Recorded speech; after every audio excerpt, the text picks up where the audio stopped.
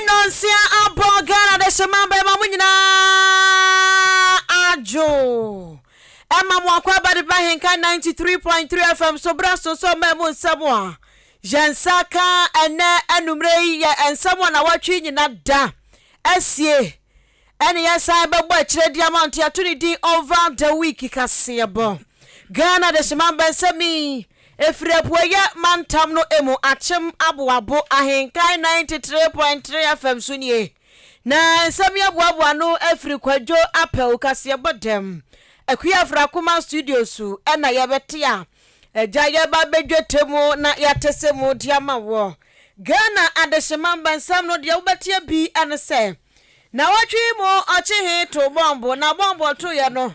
ema baabia etaidi na wemu do man to bombo wemu do se ne kra ne eka za twene onum wambo animu a echi enunti NPP amanyo konum a hye bjefiefo wemu na agi twi ka che na nado so mpamo owura kenoforiata sanso ana loyo bribu ahense ani pipi amanyo kodo womani monyam no ase ya twisu ntonto odumnyafo Adama Suleiman so ade tuja se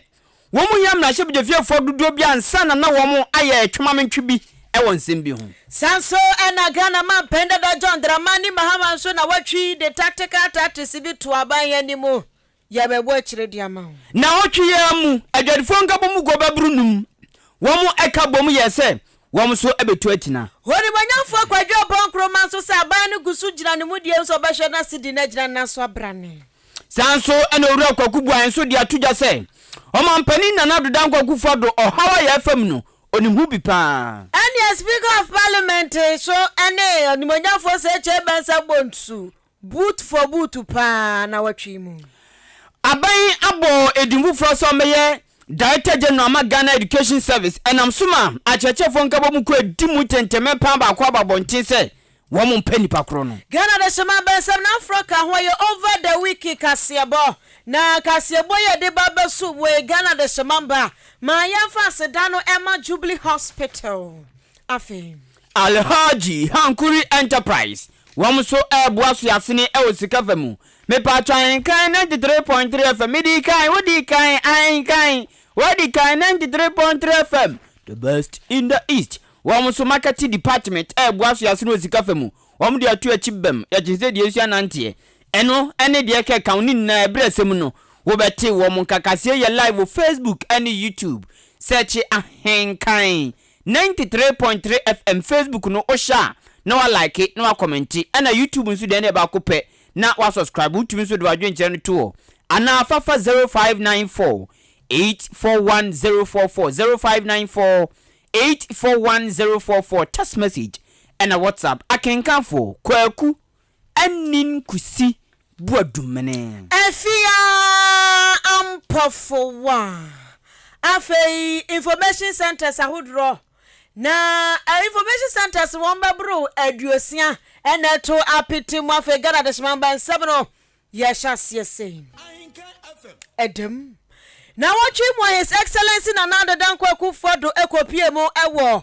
eye epoe mantamu bahase na abrode nani echemu okofodua no ene Anglican asafo ya wo kofodua eye kofodua dances no bishop ya wotua asafo no ano eye right reverend Felix Odai wodi tudwa ya no wo amane echem say his excellency na nando danko akufado yade se nyankopɔ na ahye da hye nanimonyam esanse den kwofo bebre no anim se o adusho boy pa de abre bi eba wono ankasa obepa aba e wa amanyo semu a won stand bi akura biem nanso nyankopɔ ye na dom ema 2016 enkunima botre wode soa no de a na kyese nyankopɔ ni hu ohu enti wo se yenya ne mugidi esanse nyankopɔ na abo ne din e na wafre no na right reverend Felix Odai etwane samsod wabo amane echem say Ghana for so dey say na wiase ye den Ghana ye den na Ghana ye den enti wase osega na fosi ekwe nkotodwe mu a yamampa na yafa na nado danko akufo Ghana mampani so enhye ne nsa esanse Nyankopon na yepani kwankyerefo a wakyerɛkyerɛ nipa kwan a wodukɔ wie awie papa enti se de Nyankopon ekɔ eye na nado danko akufo do kɔ Nyankopon ni mu a wobetimi ahwa kyerɛkyerɛ na nado danko akufo do kwan hodro watimi afa so na ɔman no atimi akɔ nanim na apinisi a yesie no yatimi afiri mu ntentem. Ọman mu de ayɛ den no ɛyɛ baabi a na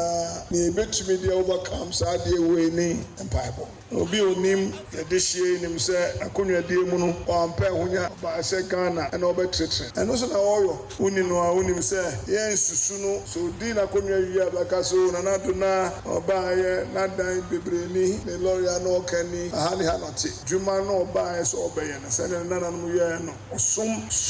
ɔde nam service to the people. Atembidie no a aba obi asɔre na ɔkasa no nkurasefo ma yɛatete wo yi a wonyɛ panyin yɛatete wo fifie mu asɔre mu a wonyɛ panyin sɛ ɛnyɛ sɛ kurase ne a na wo ɔbɛyifo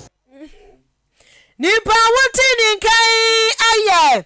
Anglican asafo ya ɛwɔ Kofodua Diocese wɔno ɛnagya wɔ bishop pani ɛwɔ hɔ Right Reverend Felix Odai Anansi enono na His Excellency na nado danko akufuado ekopie mu asafo ni monti wono so editu dwaya no wɔkyɛ sɛ Right Reverend akasa na sɛmo waka no dana kuma so ye papa panti wase ono so wagidie pa sɛ Ghana fo woni mu agidie woni mu arehemu enti won de waka sɛ enioma ekoso etwa no freda ayi front freda wa Ghana ya eye economic hardships say Ghana ye din enwama bo ko so dollar eye de ben say dollar no wo him ne passership so flag no say wo say ni nyina betwam akọ bepa ho sa do esan ensem a Right Reverend Felix Odai Anansi kura aka atoso. Some okay now no sending cry. The mommy him because we did when Yakupon mu. No how Ghana for a firm say akayina Yakupon ben mammy quine me dear firm you need to Mr. Munya Gigi womimu Munya Gigi womimu Yabe yabeframu this too shall pass. So for any other man require matter from this too shall pass. These two shall pass. Enzu twema kwana abusua. Sa dwumadie na se a ehonsam je na edoso pa. Esansa panifo akukudam ekopie mu ho.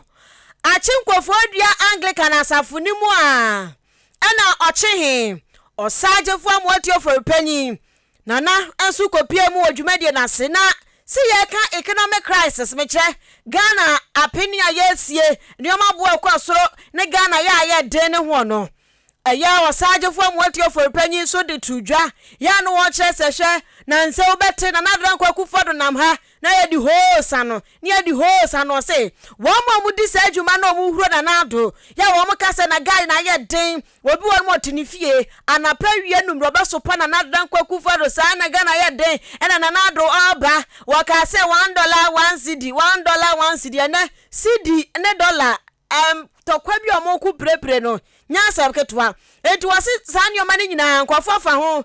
sopa His Excellency na nadran kwakufodo na wasi se nipa tiwiase na wasopa pani sanu a na chese nipa no si wanya sabi kurasi ni onpo de okọ Bible line bi wanto sabi kura wanto sabi se Bible ka cho so wo kwahwe a sabi media me nipa ntimeka sabi Bible de okali plain sabi ana osajefo amwatio for panyin so ko no wasesa wutifie na wo de watwa na nadran kwakufodo da pase Ghana ye dia na wani mie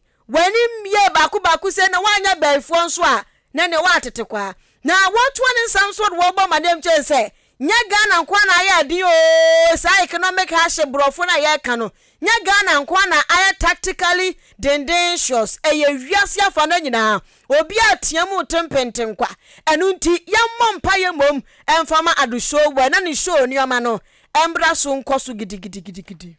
ọman mu de ayɛ den no ɛyɛ baabi a na ne betumi de overcome saa de we ni mpaebɔ obi onim yɛde nim sɛ akonnwadie mu no ɔampɛ ahonya ba sɛ Ghana ɛna ɔbɛtrɛtrɛ ɛno so na ɔyɔ woni no a wonim sɛ yɛn susu no so di na akonnwa wie a bɛka so na nado na ɔbaayɛ n'adan bebreni ne lɔre na ɔkani aha ne ha nɔte dwuma na ɔbaayɛ sɛ ɔbɛyɛ no sɛdeɛ nananom yɛɛ no ɔsom ɔde nam service to the people atɛmbidie no a aba obi asɔre na ɔkasa no nkurasefo ma yɛatetew yi a wonyɛ panyin yɛatetew fifie mu asɔre mu a wonyɛ panyin sɛ ɛnyɛ sɛ kurase ne a na wɔ ɔbɛyifo kurase ne a wɔ ɔbɛyifoɔ ɛne ɛbɛyɛhu paa o ɛsa wo nsam kra me o woyɛ kurase na sa bɛyifo nipa mote ne nka ori penny na otwie mu nso Ghana mprempren sa me no kasei oba ye wo mansini na se mantem makomako ahanu aduosun enum 275 na nyame ya adom wom kokoto abo afimpinu ne aduonu 2020 yei emu chese tu echeyi epo kwan na wom pau tu mai da von fam no emu chetu oha ene aduasa ahasanson ena emu chichesa na we na so masami kesi okomra shebje fia NPP pepepe NDC nso pepepe ena ntoso ba koda so entoso no tumi ko ba bia abribia ti we nam so amasami ken na otwimu NPP no shebje fia for 137 no emu be ye eduwatwe 80 womuni na ya adwen ba ko ekeka wo mu nsam ni na ya adwen ba ko de to ba ko anim ano na yam na shebje ni mo manfo wasante atem not mecha konongo abeton peso so kodum na foto tra wo beti konongo wo na shebje ni onnyafo Andy apia kubi na abra opanyini di nsema empenfo de soma no tudwa no ena o kire se wo mu ni MPs babru aduwatwe wo mu nsem ne de wo mu kanina ne se onnyafo ken oforiato ye Ghana so afo hwes kasem so no ebe ya ban empam no nya be ya mpo se aban pam no na onko sanse o mani mguase aka party no o magana fo kwa hihia mu na wo mu nsam nya wanye din tise do mo ha aban sene ezanse eni kwase party no hwe ma ekom de nkrofo eni kwase party no hwe mani mguase aka wo mu na se bibi tu Ghana fo a eka wo mu MPs no so enu ti aban empam onumnya fo kenofurata enye ononko o se opam na no amane ba no so dinachi a ono na ye Minister of State in charge of finance e wo mampani atena ye onumnyafo Charles Adubuan ose ono nso wo mompam no nti NPP MPs beye aduwotwe wo mo som de tu edwa na wotwe mu no de okasa ni. We are concerned members of our party, and everything that affects the citizenry must be of utmost concern to us. Not because we are MPP and we are in government, we shouldn't talk about things that affect the country. No, Boama will not do that. I believe majority of MPP members are not in agreement with how things are panning out with regards to the state of our economy. We must be honest. If the country is good, it's good for all of us. The currency becomes stronger, all the better. So we're asking government as a matter of urgency to put in place the right measures to restore the value of our currency. Some majority members are asking for the removal of the finance minister and the minister of state. Yes, it's a good call that as a concerned majority, we want our government to succeed. Then steps ought to be taken. We need to hear from our finance minister. We need to hear from the president on steps that are being taken. We aye asante atim not konongo abeton peso sum na shebjani onumnyafo Andy apia kubi kane chwachwafo abedi ya chire de ma NPP amanyoko no eye lawyer na obribu ahenso sansemi a eye mra shebedwafiefo aduowatwom ya MPP fo betu dwa na watwi mu nso ede tu dwa bie mo no nso echechem se ade a wo mo ye no wo no ma yare pa na wose saade no ma ye na wose echire na nadoda kwakufado ene na bedi eche Dr. Alhaji Mahmudu Bamia bibi esanse kamia kwakoye se NPP amanyoko nim sesei wo mani monyam no wonom ya atwene from trade atwea fabo so na koba ne sanso a enye kura wo to ne sanso de wo ba mane echem se sa MP fo de wotwe ya omye MPP ma pipo no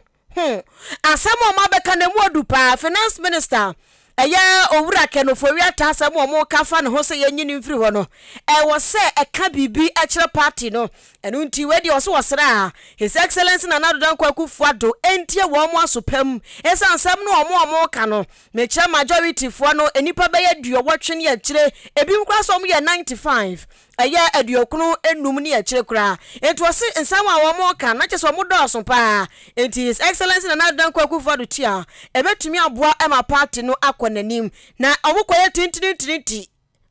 mintie kabia nkabi sunsum no wurawura mo saa de a ɛne party no ɛbɛkɔ fam kura ne 2024 de wanhwa ɛbɛyere sebenta enti wo muntie asopam MPs, they are not ordinary people with due respect. Now, the penalty of teacher say, hey, Mampany, near Conon, dear. Now, a one year song for you who has a Madako. Vacasa, when the brain or Mac. Few hours after on press conference, minority, Bakodia, a Fayen. When you hear these things and these things going on in the country, and we all pretend and sit down and say,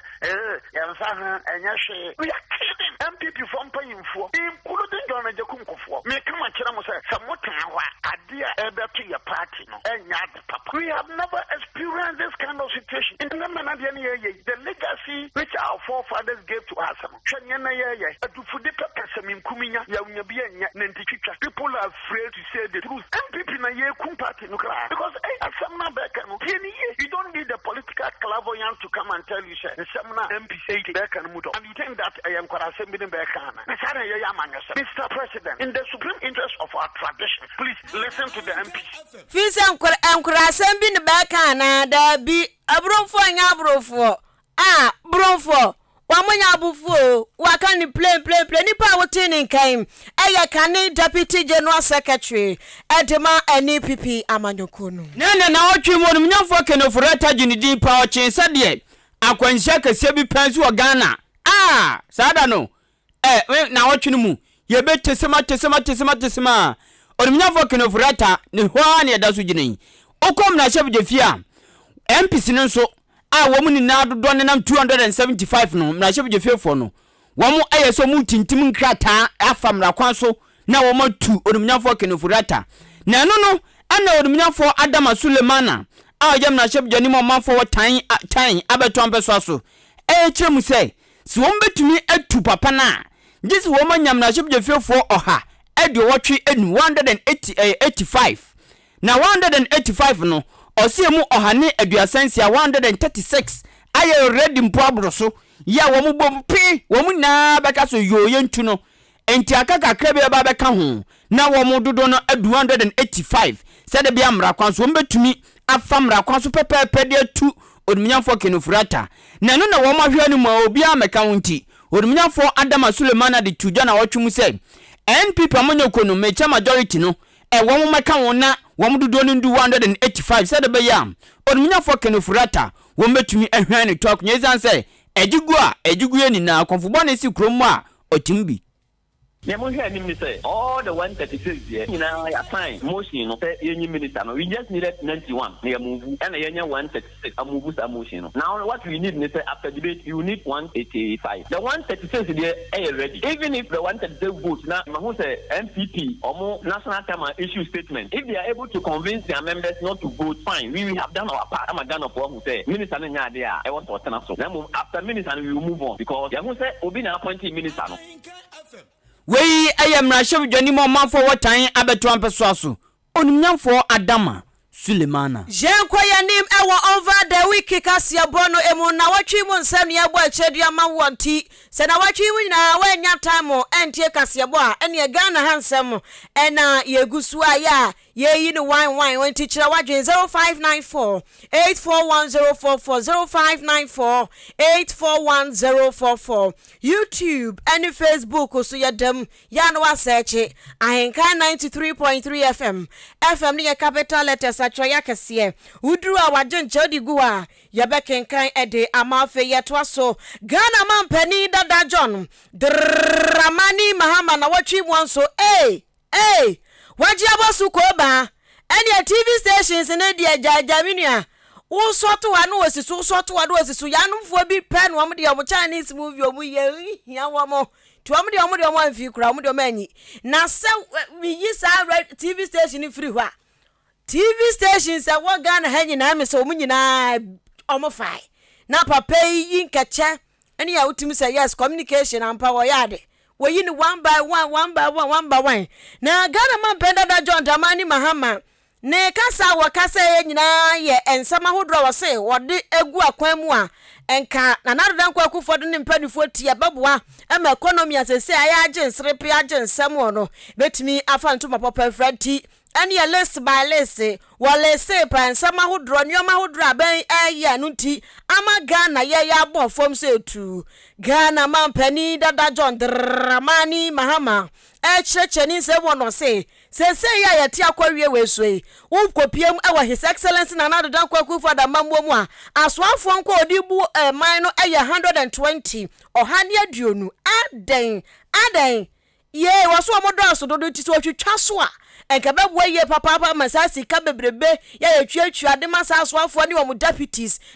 ni bi krampo ye 3 ukwa so ye bi deputies 3 bi 2 wose sa ne omane nyina hu hia enti adwutwa so nkabebo apanti on de wose eho no abanhwe wo ye afi woto aso bioma no chese his excellence na nadodan kwaku fodo ba ye wabetetete asoya bia nyansa baako se sabi enim wose wo hwe asoya bia se ye frɛ ba bi ye free SHS secretariat no se ho nyina no so ani hwe he ene obi se ani hwe de ya hwe no se wedi ani hwe ba bia esanse Ghana ye bre ya bre papa na wo so wakanda say I shall protect the public purse and I shall protect the public purse na ya purse you so baba ho ban na baba ho ban na nipa bebrebe job for the boys here kwaso family and friends so when you twa so pa dia na Ghana ye be kwaso asia penia braten penten kwasa enti wase nyoma bi wonu mu a his excellence na nadan kwakufu ado ye wana mamuo mu a embu anu ntin nyina ka ho bi e na se Ghana sika sam no abba from kojoto. Let me propose some measures on how governments can cut costs. One is the size of government. A big contributor to the excessive public expenditure is the sheer size of government. President Akufo-Addo has been particularly irresponsible in keeping a needlessly large government. We had over 120 ministers in his government, with hundreds of political appointees at the presidency and others attached to ministers and other state organizations. Merging some ministries to reduce expenditure and cut down the ministers in government to a figure below 65. It's also necessary to trim the large number of political appointees who have sought refuge in the Flagstaff House, secretariats and agencies. There are also too many agencies created overnight by this government without any functional necessity to ensure savings to the public purse. A free SHS secretariat. Meanwhile, the Ghana Education Service has adequate capacity to handle the implementation of the free SHS policy without the wasteful existence of another secretariat. Yeah, nipa wotini kai aya Ghana mampani dada sremu jata. Bale bambo this year. John Dramani Mahama. Na wasantumante mu na wotwi mu. Ejadifo a wo mu di dwama omanfo so hia ne matonso nya bito didi dwuma no. Maku babru num eka wo mu bom. Wo mu dodo na ayensia wasantumante mu. Ena wo mu ede nsem to abananim. Na ejadifo nka bom ko maku babru nsia a wo mu etu sa na moya na wotwi wo mu kasa ene. Ebi ene wo ma ekra no ma free ama no ne bo mamu Importers Association. Wo ma ye from Togo Kumase Agent and Traders Association, Cloth Sellers Association wo ma tonton toma, T-shirt Sellers Association, T-shirt wo ma tonton. Ena Material Sellers Association, se bia usi dan cement ene ndadoa ne de ekeka wono wo mu enso kasai. Babies and Children Wear Dealers Association, kwada nuema wom so enkabom ko ekasai ena no kwakwa no duku foso wom so enkabom ko so wom nina ekasa ntie koma be nsien ena wom kabom na wotwe mu e wasantemantem mu na asomom di tuja nina ne se wom he ebi digwa e wo kejeti adwam ebi e wo ebi wo abinchi dwam ebi ewo bantemadwam ebi wasafodwam ebi nso ewo kwada so ene miamia wodo bebri wom na wasantemantem a nanso sade nneoma akọ ne nye wom chema nneoma boa ye den papa ama wom nyuma mo ye no wom hu so bakobakobak se nti wom asem nyina ne se wom ka cha ban se enmanim yayi wampani ama mahwe wom dwumadi antete nneoma so amadin antodin na palpal ya nkoso na wamfi wom a acha obubo busum ne de toso num wom nyina betu ati wom betotom stores mu nya dom beton ade wom chema wom antoto stores mu kra na nya beye empem wotwe 8000 nyame bua November 5th wom betutu ni namu ewa santimantem sa ban no amfi wom a nanam so ama Deputy General Secretary ma Importers Association wom akra free amanone eba no oja wom ni na mu kasa na ya owusu agyeman ni nkyiremu ni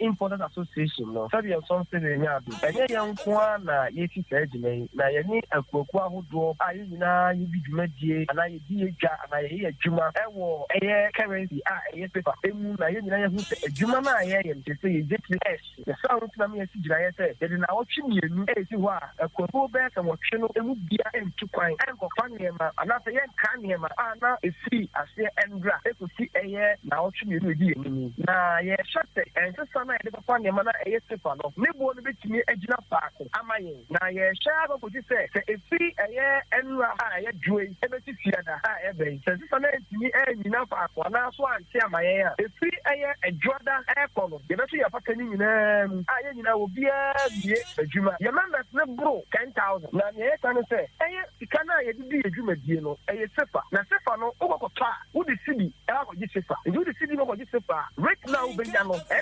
eniema na obabeton eboa odebe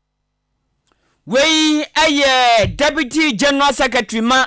Importers Association woma di frama no ne ebo manmu na ya owusu agyeman ene gina wo ni na mu edi nkyeremu ni tudwa say importers fuo say exporters fuo say Ghana fuo say hwan fuo mu say Ghana ye den muntie oswanfo no ene hwa amanebo so sanso eyebra hye badwani a wogiram de ma de hya won wo fa say de bi constituency no ewo apoe mantem ha endra kra yakọ ho ne so yakọ wakọ yie kra woni manyamfo kwadwo ponkroma so de atudwa se aban no gusua gina ba bi ogina asamba akopɛ na aban ya kan so wo so wo behwe na wahwe se economy no beja na so biem enti ba bia ogina na wogina enti osra da se Ganafo enya akoma toyemo onibonyamfo kwadwo oponkroma to ne samso ene wo bɔ amane etesem wo dwotem wo yi ni one by one se perfume rice se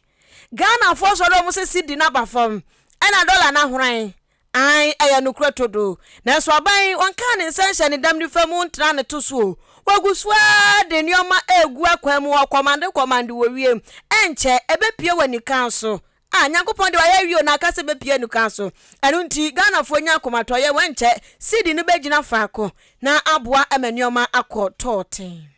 Penifo say obi etanwa nsua wasora no wade ana obi se asabi na ekoso no bi chiremu ekosi kwan bi so a ye ne ntwe no bebre ne ye ne nchiremu debe ipa dodo a wo munim wia sesi ka chamo ntoto ye ho nyemme aye me bre nyina ye kan asabi sana nse ya managing director o chire mu se edi kan economic crisis a abba wia nyina no ene bi akan nyemme na ye di kan aka ha ye kan enu anom se nye no kore bi mu peso mbetie o de ntaife o mankasa kora chire mteo enye Ghana nko enti obi person or try no the idea in politics or pretty you're saying wona why the self inflicted that yen in India no say baby you know you focus pan say you be to me make sure say your currency be stabilize it you be signing up staff level agreement with the fund no you be a budget na fee yensaka yisika kakra here na start ya to your nyema kanka 2017 basi 2019 the year no and no need focus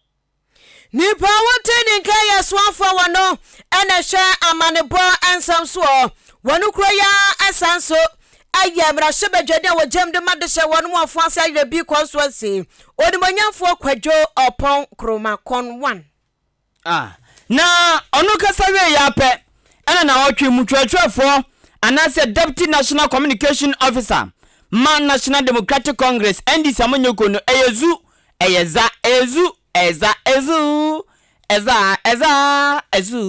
ezuza ezazu owura kwakubu ahin ɛna ɔde to dwa sɛ denti a ama Ghana ye ho chiri ɛwɔ afi we titru paa no na from ampani na Nana Dangwa Kufuor His Excellency ɔsɛ denti a ɔde so bɔ ne sɛ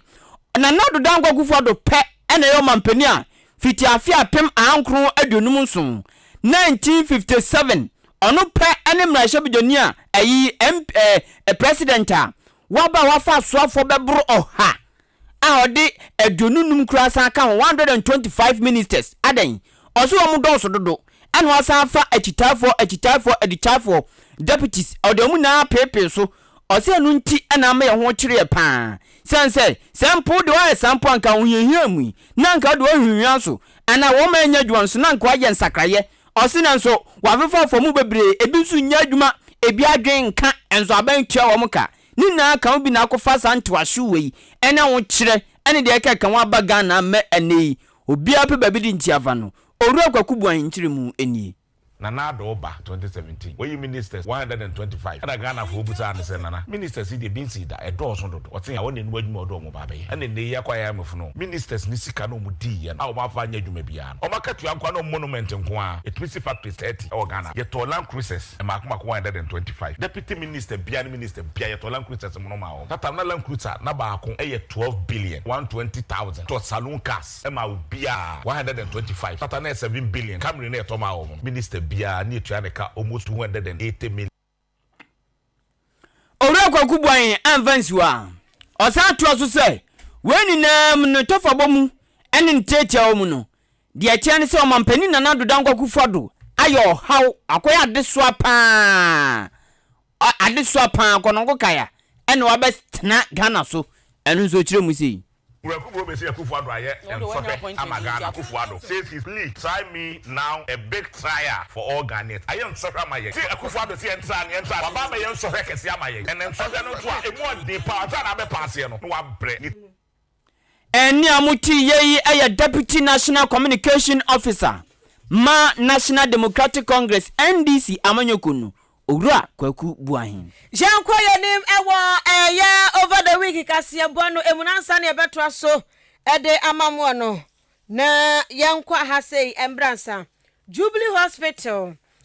Hospital ho dodo wa ye hwa na esa wokọ na ye hwe kama ensansa doctor fo no wo munim de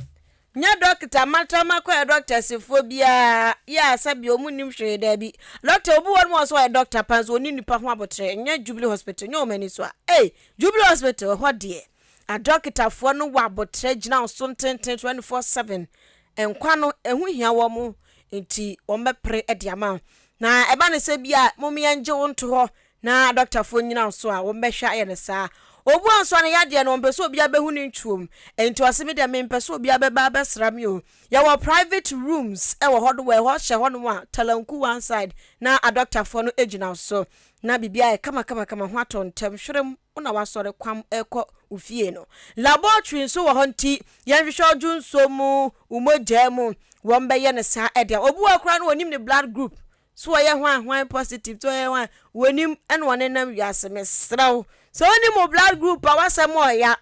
otimi nkan ya ko Jubilee Hospital matis obi so onim ne de ene ko Jubilee Hospital na ko cheke pharmacy so ewo ho tienuro bomma se be antenenta unya fa fra eye Jubilee Hospital na se wokọ akwada no so ye ba so ye bema akwada no ya wo ba no chimatobi wane ho akwada no kra nyinse no wafa no obetimi de ensunsuanso bia bre maame na ne nyina ombehu ultrasound and ECG scan machine no eno be detect ehunu adekura ensam a ewo nyinse no bibia nso ni hu a ombeka chosa akwada no be ya kwadwura wo mbeka cho akwada bu ohye yafumatum sa kurai wo be wiase wo be ya kwadwuro lazy boy akura bi nso be ya hia pa tidi nyina ombeka chosa hwe oba no ya pe hunu se ni bolombolombo no dia be na hye ho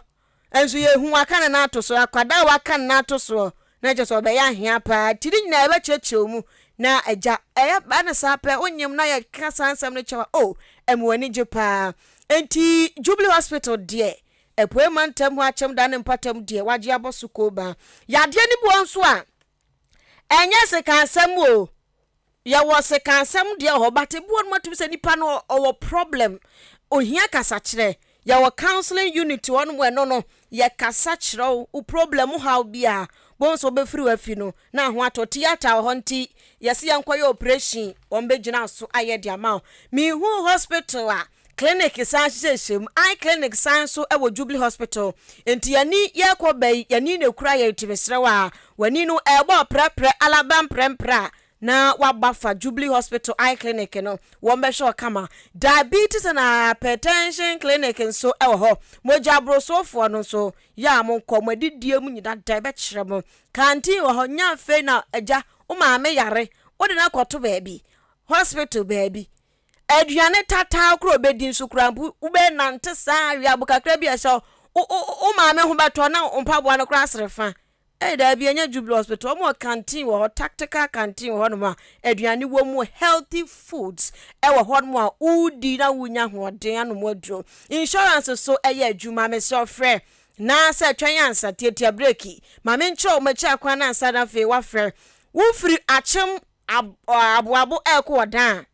amantransa so ne so a ufri odanso babu abua amantransa so ne so afre 0244 575799 0244 575799 and 0241 784645 0241 784645 eye Jubilee hospital so ububa men so metibo jumedia aba Ahenkan 93.3 FM so sorry so numre ya babuofo na ba competition akansi nti nso fa ho yirim sa wonim babu afantra sabe untworo mu na nya kenkon ho fa bra bonten kane ana waso de ahyampadua se hwan na behu papa maame bra babu Ahenkan FM so na yentewo nka uwia wabegye anuoma bebre akyede bebre san de akofie opewe de na apati fra kwame asante na register 0593 649 595 0593 649 595 so ububa menso metibo Ochemman Development Association eyeku a aba ye beboa ma Ochemman puntuo akona nimu ra enu nti upesa udom sa koya enye braba register wa Ahenkan FM my 10 Ghana for your pocket 10 cedis pe na dey register bostumi bia obetu 10 ene enyuma hodro mpanifo ade wo ma no esanse odo wano don wura bi wonti ene obi mtimi de wo ma no don wura echiredi no trom amako de sabuabu aye say timamufo no afato omzo muye the same thing Ochemman Development Association for so de no adwinimu poniti mu pono asa enti se bibi koso Ochemman mu ha na yatam sika kaka na mpanifo anya kora no na ekuoi akwakoye ti 10 cedis pe 10 cedi pe ekura wa wo de be hyewo se faboa na Ochemman tiase yenhwe ma ne nse sa asem no enye ho upe eye nsem bi nso abusa afre number ma 0594 467 029 0594 467 029 me ba twale haji ankuri enterprise ena ye na ye nim said the provisions boy den ayi asantemanto esi edwedufo wo mo sisia ayi 6 association no wo mo nam 10,000 emu 8,000 so betom shops adentia nuama boa ye den dodo ti said the nuama boa ye den ama nipa entumi ntwa ade no provisions so ya de bia oyifu abrabom da kokora untumi ntena anya obetwu sin ansa be pro anya obedware samena anya chese provision yi fra braboma enye yi enunti ne papam no tato ne dodo preku ne gya sope tsa kwada ne dwonso no na abeboka ti se opa bia to na ne boofo na benya ne papa nso a odan ane ne mpatam eya monko Alhaji Hankuri Enterprise emo anwa milo asichire soboti wo ho milk wo ho eden pa na ope bubodi mami provision bia eye wholesale sanso retail ti wa kwotwade a bo say yes ya kamfo baby papa edi amount eni dim one no ndinsa wo so wa chimdan Opportunity Bank ene South Brimwa Bank no shomu finfin pe adentem baby a coastal no free Alhaji Ankuri Enterprise 0245 447 138 0245 447 138 e won so ye neat enya secretary bia da bi e neat pan Ahenkan for marketing department enso bronya ne yawrem anesa tunabro na yawrem ti bonyama ndewru momafo nte wonka no bi nso hia osom ti ote wono aka na aboso ye pepe twetwetwu hwunim ti se de masa bra bebo dewru no na womafo ehu babia wo no mu ne ndigwa eboa pa businessman wo de munim eboa pa ti bibia ni na pese o mane ko radio so a free marketing manager 0244 290093 0244 290093 Matuadi wa wasidan single room self contained wa ya onyo behind sense sika wa di nti obi aba na odwane me pacho ya boso emo so waje nkwa ba obi per single room self contained a ajanan wom baby obedware wom ene garden so ewum ti wo single room self contained sa no ma miense na wom ajanan ena afi ebia obedware ene ejade ewuma watuadi ohane pa sisia na biaye no wo bi wo asene a ope achemudan ope amantra ope abuabu living bread ope ana abuabu bungalow eno nso ope single room self contained frasisia breku nam yawe ne hyew so 054 335 0934 054 335 0934 na woni nipa no ending sawoso sisia single room self contained ne han Ghana adeshimamba over the week Kasiebo no yeto aso edem na watwi mu a na ade ba kwa Ghana fu atwa mani kurukuru so wo behunu na wo masonso ate ne se adwasafo mechira bra sebedwani a wogem de mande hye wonum ewo dome kwa benya na kunwa ne beje afri ne nsem anase yenje afri ne se na watwi mu nso na ejejeba se eya pie mu a wo Ghana bra sebedwafie right honorable Alban Sumana Kingsford backbin ono na wo behye na wasi se gina yenti na obia ehwe ni mu so obetie na wo mu kopie mu ewo bra sebedwafie na watwi mu no speaker of parliament asem obeka ne se adwasafo asem no wase wo motase ni nyansam pa tactical tactics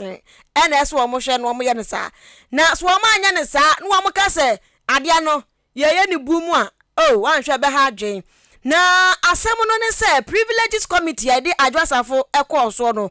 wo mo twene no wa ama se zumo se hwan wo adwasafo apie on the wall wa apie enti wo mo so tro letter by say ebra priemu no say adwasafo privileges committee ni ya atweno awombo enti ye de ya report ni enti sa report no na bi mu so say betimi agina report no so na ka dome kwa benya seat ya Jeffrey adwasafo ntem enti sa da no ye no bi a hwa nim say ye be seat ne ka say Ghana fo no kro ma bre dome kwa benya hofo no kra so abre pa nanso speaker of parliament said there be I just want to adwene efa ho what mean just a report no so sa no wonje akonya no emfini na sa de we nam so emekoye twuma mentwe ewo Ghana mraso bedwafia ne sen eye edom kase ba no dafo osanso eye braso bedwani demand sha wonom ewo swame abato mpeso so wasantewantem wonumanyamfo se echemensa bonso asema no wakanya ne se dabi adwasafo seat ye betimi age afiri nsem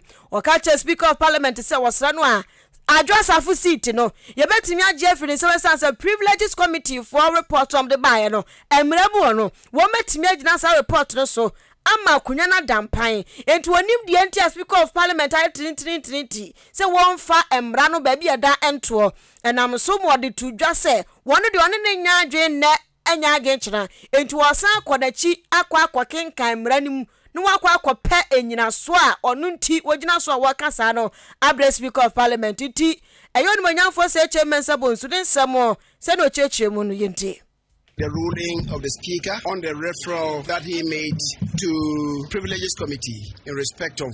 the absence from Parliament on at least 15 sitting days on the part of 3 honorable members. You will recollect that on the day of the referral, the Speaker made an emphatic statement that after the referral, he requires the Committee on Privileges to submit their report, and he said that Parliament would not debate the report, but Parliament shall have to vote on the report. On that day, I disagreed with him that is not what the Constitution provides. Today, the same person has clawed back what he said and is saying that the report should be submitted to Parliament, and then Parliament will have to debate the report and then vote on it. The same thing, 2 different rulings from the Speaker. I am saying and I'm insisting that the Speaker is totally wrong in his understanding of the Constitution, because in this case, the report should be submitted to us, to Parliament, by way of information. The Speaker says that the determination should be made about whatever the committee comes up with. That is not the language contained in the Constitution.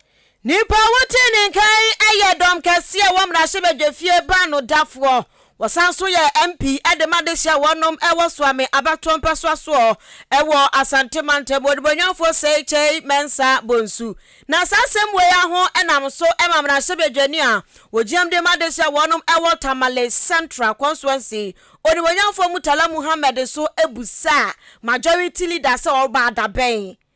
Where were you? Was say Abra na onibonyamfo Right Honorable Ahenkan Kingsford Bagbin eyamra Asian law emra no na ono se mensa bonsu what magazine ton spare pass enti say ya ka emra samwa wonka na nuntum tentem. I think that Honorable Chairman Sabonsu has a penchant of attacking the Speaker, and he does that with alacrity. We want to serve notice to him that we will not allow him to disrespect the Right Honorable Speaker. We know that he fought his elections as a Speaker, and every opportunity he gets, he disrespects him. We won't allow him to do that. What is unconstitutional about it? He claims that the Constitution says that if a member of Parliament forfeits or absent himself for 15 days, that member of Parliament loses his seat. Why? The same Constitution says that for a decision to be taken, the matter should be referred to a committee, an appropriate committee, in this case, the Privileges Committee. Why did the framers of the Constitution see the need for the matter to be referred to the Privileges Committee? They see the need because that person must be given the opportunity to explain why he absent himself. If this is not ignorant of the law, and he said that that Honorable Bagbin doesn't understand the law. Honorable Bagbin has been in practice as a lawyer for several years. At the time when he was practicing in UK, you were selling spare parts at magazine. That's what you were doing. And the another hono no magazine. This spare pass the could be a more friend saying Steer womb. Shock as I absorb as a womb. Plug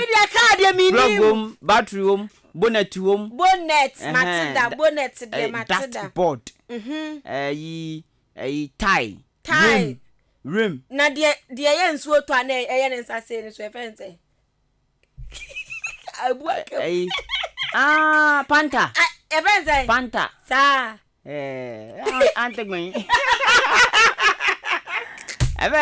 It's a windows and one wiper. What's a wiper? Was a wiper. Some kind of bad museums are on your card. Yes. Wow. Now, a such a mess about air spare pass. Into engine. I look to fire. What I want, Papa. For Mutala Muhammad, no. Mrasebe Jenia or Jem de Madesha, one Tamale Central, but 1 person. Ghana Education Service, GES, Ebusia. Over the week Kasiebo, and a goosey tea mountain was Gusia who tear a war. Wati was soon. I try one about a so him now bottom and wouldn't him now 1 and 9. Kusiba what was soon. Ghana Education Service GES. Eshe aseye hwe ehumasiaso Education Ministry ase. Womu ye adwuma ebom. Na ehini mebosom ne da toso dunkron 19th October 2022. Ana aseye hwe Ghana ehumasiaso Education Ministry no tintim krata ko aban omampani atena ye say Director General Ghana Education Service wɔn tumi ne nya dwuma biom esan sɛ bre ne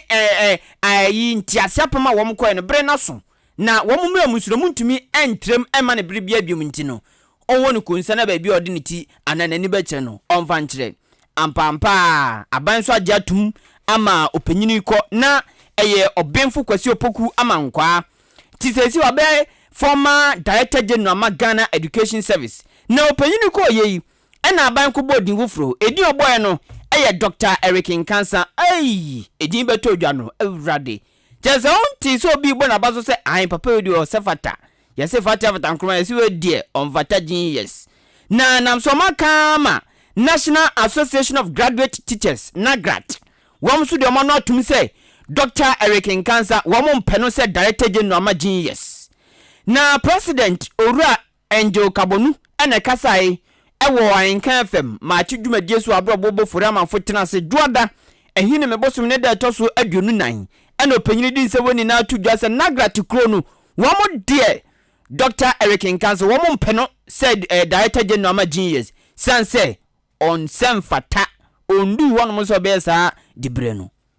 enye nipa dia na ye ne have problem e principle na ye tuta say e ba ne say na wo person wa appoint director general Ghana Education Service ba ko fa obi from somewhere nipa no MC education. Why do they disrespect education like that? Why don't we have similar vision in other services? I don't think I ko appoint auditor general e obi a why account edwe nim e na ye di ne auditor general. I don't think I ko appoint director of Ghana Health Service obi a why medical we do need to Ghana Education Service. Obia onye teacher ni awa ye juma Ghana Education Service. It we need to know na family. So that principle and can respect the profession. Realize that teachers are intellectual. Teachers are capable of administering education. Teachers have the competence and ethics to administer education. That is our position. Respect those who have taught within the Ghana Education Service. On why ye juma in the Ghana Education Service.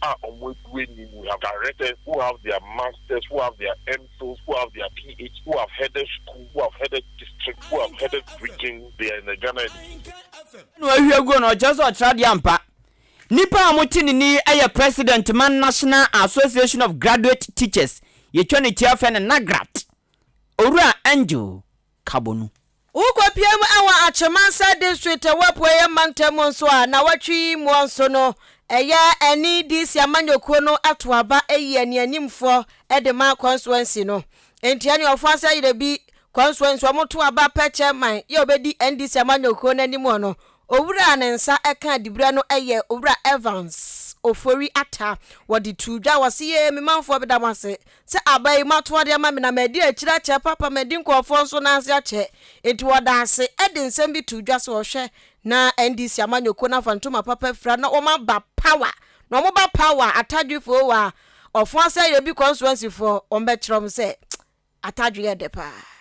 midi owura tombudu achi esua no mabebe efiri ne nsam ana midi aya chairman for enaya wala bedi manim nyina midi o nyina achi esua no man kakra de di fi omu etinia misua firi omu na mekeka bo anu nyina no enna nyame ama magina tuo ne matiri mu ko nyina eden abemu eti omo nso sampanifo ya mabubo omu din nyina ebinum nti asede na so bedi aseda eden de ma omo meda chairman ana oteso a enna magi tumi afiri ne nsam owura anakwa meda na sepa na meda nuanu ma ye contest ye nyina so ase na ne a mewe nyina se ye nyina beka ya adwea bom na yakọ enkoden na 2024 ya de osono akọ back to bush na afa ya magana afa ne ntoma pa afra na amabu a ewo mansini mu anya adwuma ye me okuani eti me delegate boss ta me ba obi biara emo ne homode na onka me ho na afa ye nyakua na afa obi biara an anfa ne ho anto asese obi aba no abema ne bibi eti makoma so mpa ebo no abem ena mi da obi bia se nipa wotin ne nkai aye wodi ba wofra ye no chama fofra ko atetnani edema ani DC amanyokuo ne nkura bata ewo ofuase aye bi constituency muno soko aya owura Evans ofori ata oye mikromu ni nso na ayi ye de omanfo adwenkyere ba na afia ne bibi ayi Ghana on mo bia mfa nani nto amanyoni bia so ebra so se de ayi enkofo bi afra se keke kom ho bom yem puntudwuma no e so bia ye bo ni krom cause me hu ade bia wo do ho to amanyofo so a Ghana politics wo do ho to so a Ghana de na America because how come say China fokuta population 1.4 billion Wamo buru asu bebre 1.4 billion omkuta 20 ministers sure eyi ba kwa count 21 ministers China hwe USA fokuta 329 million womkuta 23 ministers how 23 23 boko eyi Nigeria fokuta 206 million womkuta 36 ministers Africa for you says here in Africa baku Germany fokuta 83 million population one more 16 ministers 16 so kwana mu komonim Britain ekuta 64 million population one kuta 22 ministers living legend Ghana politics Antina politician bi catch them say oya politics I din so be call heaven sure na dem ye dem mo be call mo ko dey heaven wo mu nimpa sa ade a wo mo ye ne enye enso no party chairman twani peti a wo ti no ko no tum cause wo hu nya ne kure we aye politics enya politics ama Ghana ikuta 31 Ghana kuta 31 population na ye ne esu ene ye ministers eye 1 so bia kika no bom duma plus deputies e bi dia 32 Ghana politicians obia no mo do obia obia ndo ne nkrofo obia ndo country with 31 population 125 ministers amado kuta 1.4 billion ekuta 21 population and then yebe yes so resources bebre nti hwa China for hwa say animdia no everybody 21 pe na control na gbaduma san no na 125 emu allowance hey ti Ghana for you ya bebre Ghana de be obia no when na ti bibi koso na enye na okoka obi benya kukudu abe defend enti na MP fo ya na nsen omo ba bonte be ka se yansake ayi omo akire se omani abre yes because enye easy say o party ye bibi se ngwase kan eka omo so enti asa nioma enti monya na ye hunu say afedi changes bi ba because dia kwa dia enyo enye anwabo entosu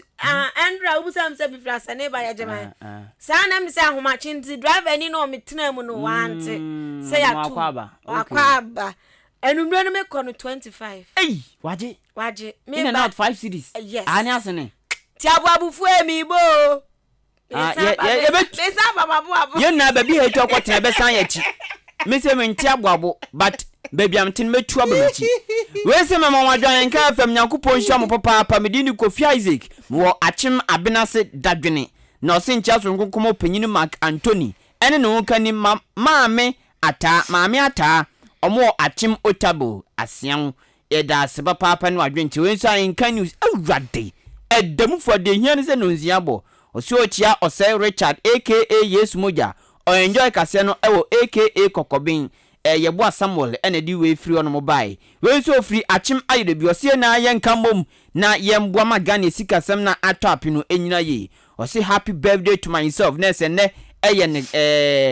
na woda tinyankopon hira pa na nasrebo di fa cha so say na se mba ko obuso mampani na nado dango akufado ene na ban ne say telling Ghanaians the hardship in the country is globally and not only Ghana are the sister countries around Ghana experiencing the same hike price of goods. Obisao Nigeria ya wumkuta Nigeria kuta 206 million population okuta 36 ministers per Nigeria ya so nti omanu dedempo omo dosun Nigeria for dosun papa Ghana 31 population 31 million ministers 125 ana ebia diska wieska Eba bro. Anya mwanti nipa kro ka sa asem wa magene bo.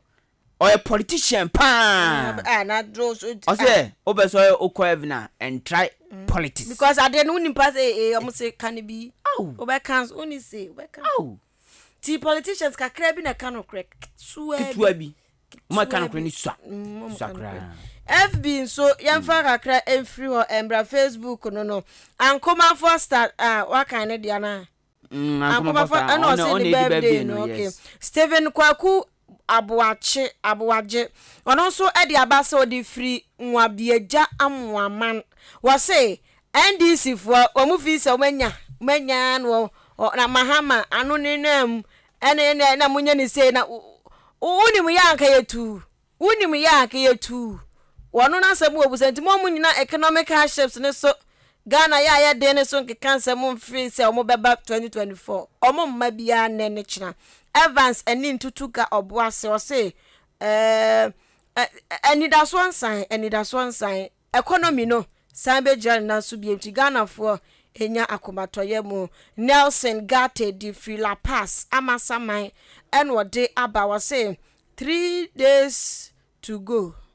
eno so minim adekura wo pa kire ena Selasi enso ede aba wo chiechia Alan Kofo wo mu chiechia say ya eno wo say wo say nyina ye emeye ne je esanse na nado dan kwakufu ado aka se wo kina oni yen betwetwe enkomo etiyo se nkomo no se kura se na nado a record ya wie a wo kina obeba abegbo ama ya etie enti okina yenhwe animu yen fancy ana kusi yenko ye ko ye producer mami nchia mesoa oba go tia bi na wa hu no wa hada hu na aro Roma sister ade dem say ne flare no mesoa de na tare tenten de na din so be hu ni sere ho mesoa o de bi tete dabi mesoa de bi tete eno ya katasia papa eno nya bema papa ware anambwa ai eti mesoa de mesoa ye na ne so oba he no oba so meto me na me ya no oba de the tactical goose bra me ha so meto me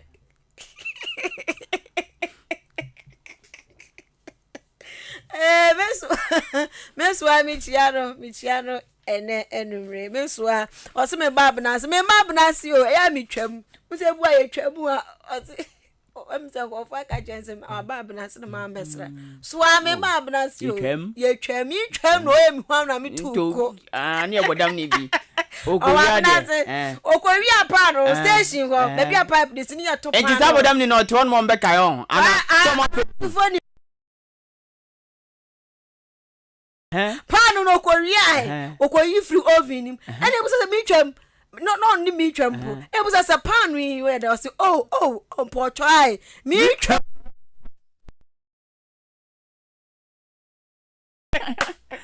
Amazafo a producer aka Atwe Kobike Saman Saboy ene wo hwe na wo fa so na osobi odi ani mo mo ye wufusom ema ufuo Billyman a technician on duty me din di kwaku anin kusi brodumene afia ampofu ye twem no e hwam ne tu ko Kasiebo